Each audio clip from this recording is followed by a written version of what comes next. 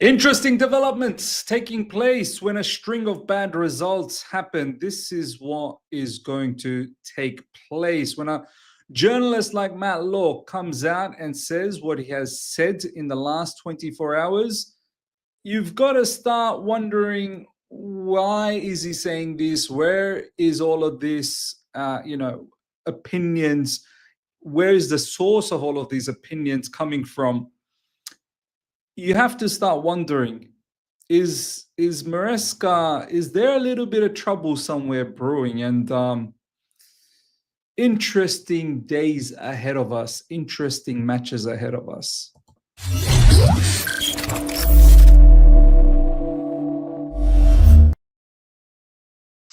Ladies and gentlemen, welcome back to the other side of the corner and welcome to your latest Chelsea news. We've got some very keen comments from Matt Law, which is shedding us a bit of light in relation to Enzo Maresca's situation currently. As I said in the last few videos, continue dropping points, continue playing in a way that is not sustainable, continue showing flaws. All of these nonsense are going to start materializing and they're going to come up to the surface. And the only way to, squash and eliminate all of this BS is you got to start winning games, and you got to start winning in a meaningful matter. You can't just be winning games where, you got away once again. But nonetheless, look, 3 points is very important. That's how you kick things off. And from there, you start building momentum. As I said, we've got some interesting comments coming from Matt Law in relation to Enzo Maresca and him having some recent digs, subtle digs, indirect digs towards the sporting directors, towards the ownership, towards the model. We're going to talk about that. We've got some other bits and pieces in relation to who Chelsea meets in the Carabao Cup next round. Thank God it is the club that it is. And but then again,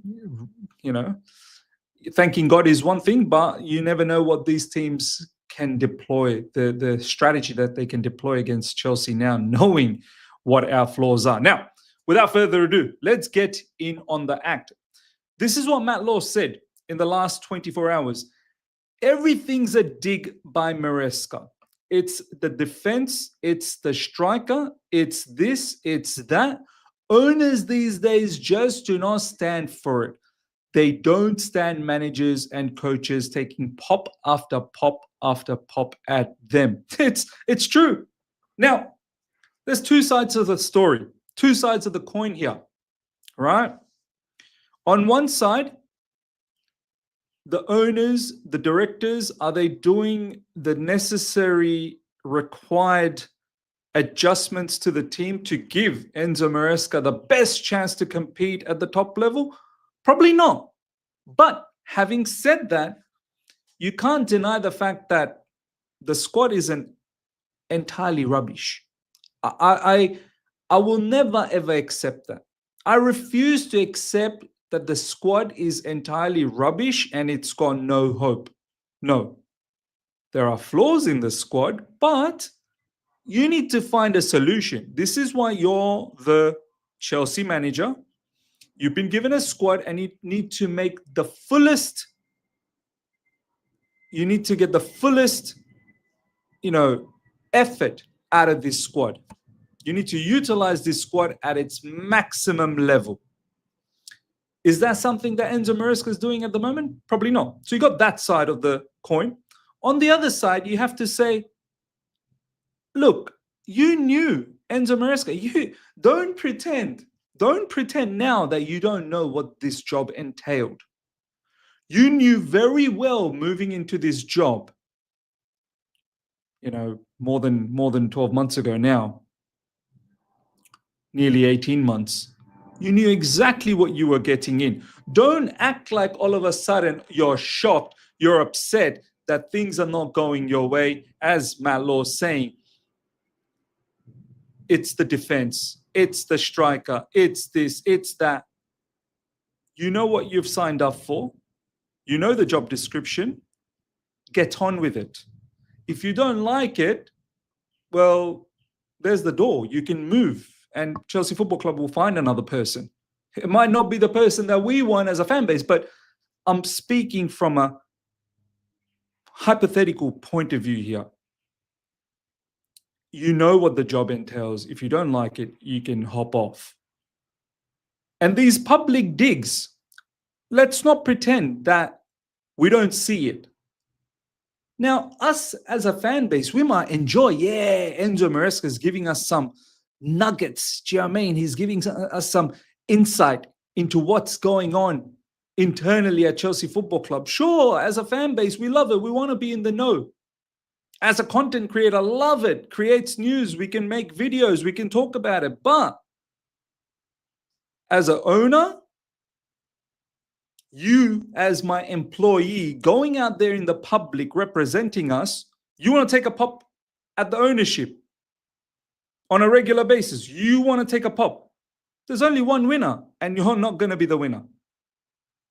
There's only one winner, and you're not going to be the winner. So Enzo Maresca, as I said, these sort of things, do it behind the scenes. Do it behind the scenes, discuss behind the scenes. Once you start doing this in a public matter, in a public manner, you're only going to get sacked. Unless that's what you want. Because you're not going to walk away from the job. You've got a contract. You've got a long-term contract that pays you well. You want to make sure you get paid that entirety of that contract. Rightly so, understandable. This is what Raheem Sterling's doing, and that's a story on its own. But if you're doing this because you want to get the sack so you can get the payout, well, that's nasty work.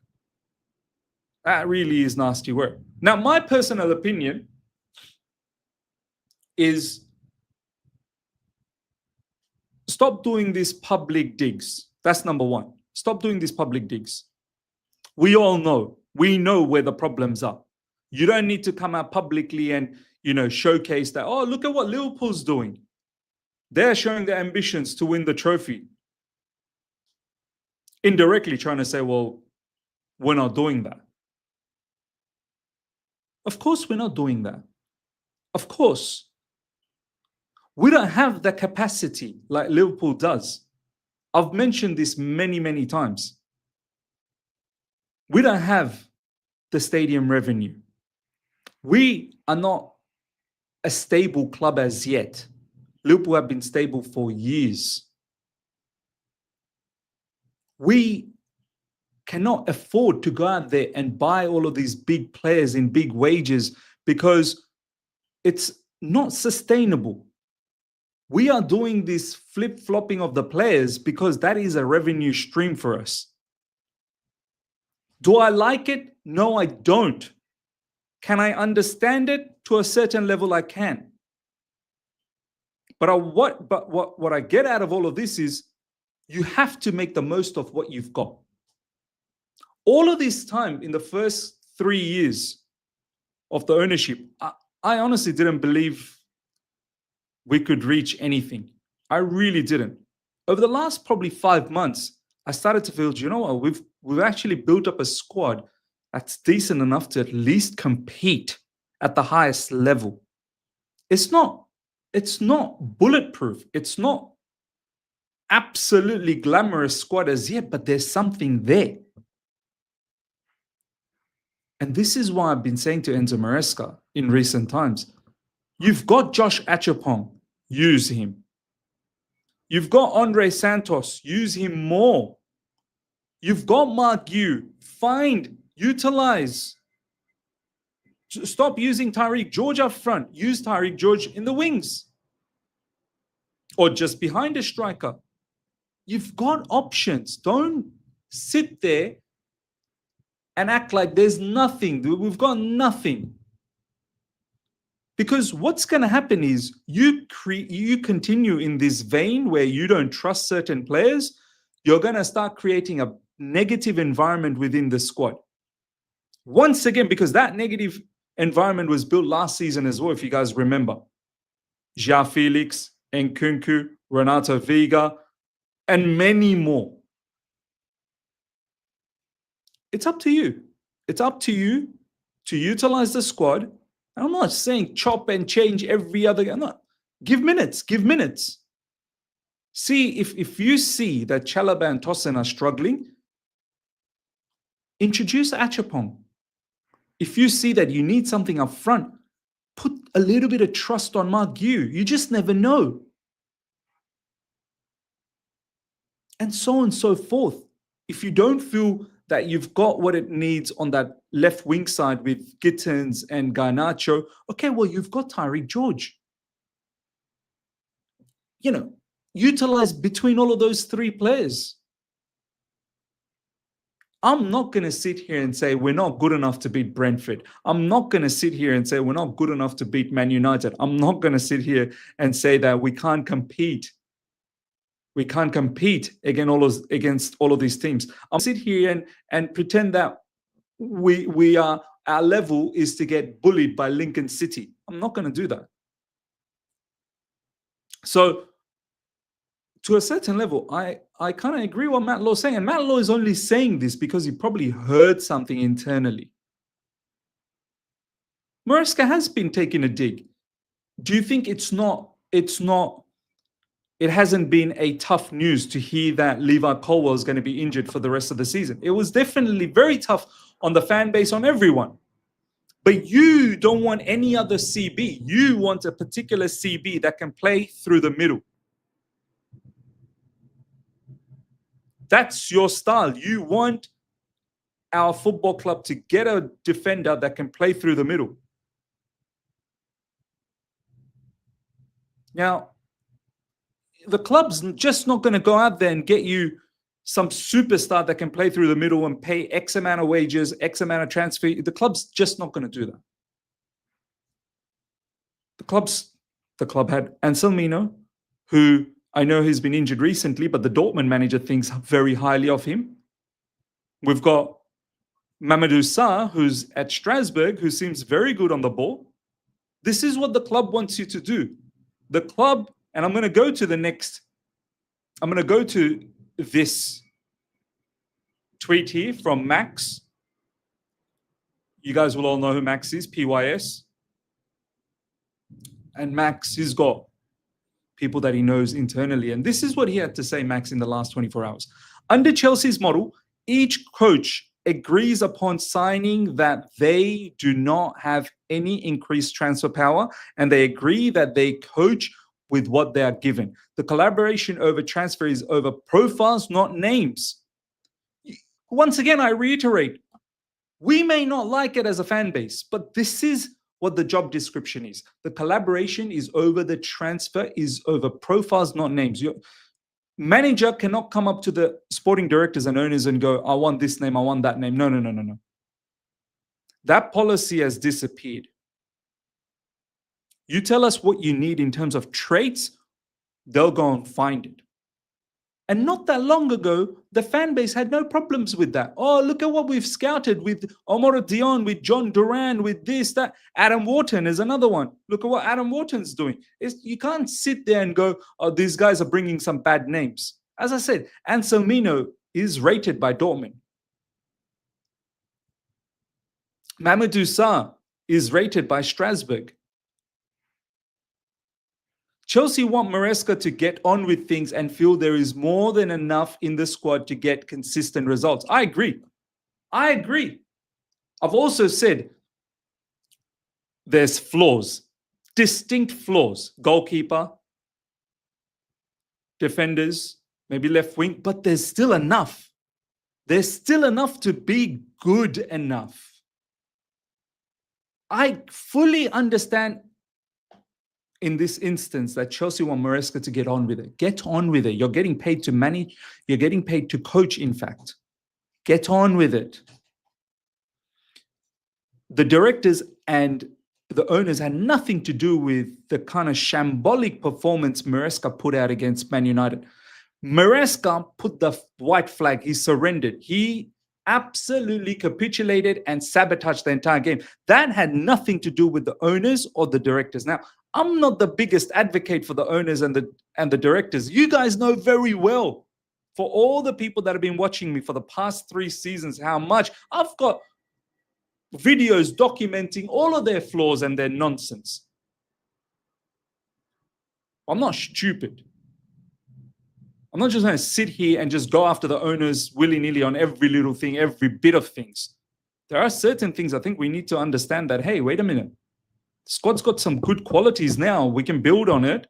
The manager now needs to move on with it. And the biggest factor is the manager isn't. Even the Brentford game, some of the substitutions, questionable. Bayern Munich, half-time. Where was the substitution? Questionable. Man United, big question. Mentality dropping in recent times. What's going on? Big question mark on the manager to see why can't you get the best out of them? You can't just sit here and just blame owners and directors 24/7. They've got flaws. They definitely are an issue. No one's shying away from it. But Enzo Maresca, are you delivering what you should be? Are you actually performing at your best at the moment? I don't think so. But I'm not saying sack him. No. But I'm just saying keep your mouth shut. Don't be having these pops at the owners on a regular basis, because you'll only find yourself in dangerous territory. Start getting serious against Brighton, against Benfica, and then we've got Liverpool to finish things off before the international break. Matt Law, Jackson isn't in the Champions League squad, so even if they sell him, he will not count towards complying with UEFA's rules. If they sell Sterling, Desassi, they won't count. To bring players in the next summer, they're going to have to sell first-team players. I'm fine with that. First of all, we need to get rid of these players so that we can collect the money. But after that, you look at the squad that's involved in the Champions League right now. There's plenty that we still need to get rid of. Sanchez, Jorgensen, there you go. That's two there that needs to leave, and we need to get ourselves a good goalkeeper, and then you can add another player and maybe promote someone into, maybe Penders comes in. There's quite a lot of defenders that need to go maybe down the track who are part of the Champions League squad. There are certain players, maybe in midfield might need to leave next season, depending on their health, how much they're available. So I'm not worried about that. There's always going to be chopping and changing in terms of players coming in, players coming out, and there'll always be space. I'm all up for upgrades in the team. If a player needs to be sold because we're looking to upgrade in that position, I've got no problems. As long as we don't sell our best players. But if we have to sell our best players, there's got to be a reason, and there's got to be a quality replacement for that. So yeah, ladies and gentlemen, let me know your thoughts about everything we spoke about there in terms of this Maresca rift that's happening at the moment publicly. He's having a dig at the ownership. Do you think it's wise? Do you think Maresca should get on with it? I want to know everything you feel in the comment section. Last but not least, ladies and gentlemen, Chelsea will play Wolves away in the Carabao Cup 4th round. Now, a lot of people are very, very happy with that. I'm happy with that. Wolves have been absolute pants this season. But you can't disregard anyone at the moment the way we are playing and the way the opposition are deploying their tactics against us. I won't put it past if Wolves do something like that. But it is a winnable fixture and allows us to move on to the next round. We still need to do our job. Nonetheless, I feel very, very comfortable with that draw. Arsenal are playing Brighton, Grimsby, Brentford, Swansea, Manchester City, Newcastle, Tottenham, which is a top game. Wrexham, Cardiff, Liverpool versus Crystal Palace, top game as well. Wolves, Chelsea, Wycombe versus Fulham. So that wraps up the FA Cup 4th round. I'm sure that will happen after the international break, and hopefully we can move past Wolves and move on to the next round. Ladies and gentlemen, let me know your thoughts. As I said, how do you feel about what Matt Law said? I think, as I said recently, wherever there's a little bit of smoke, there's a little bit of fire. And the only way you get rid of this smoke, you got to pick up wins. You got to create momentum. Smash up the like button. If you're here for the first time, subscribe. Hit the bell notification to stay in touch with all my content. Until next time, take care. See ya. Bye.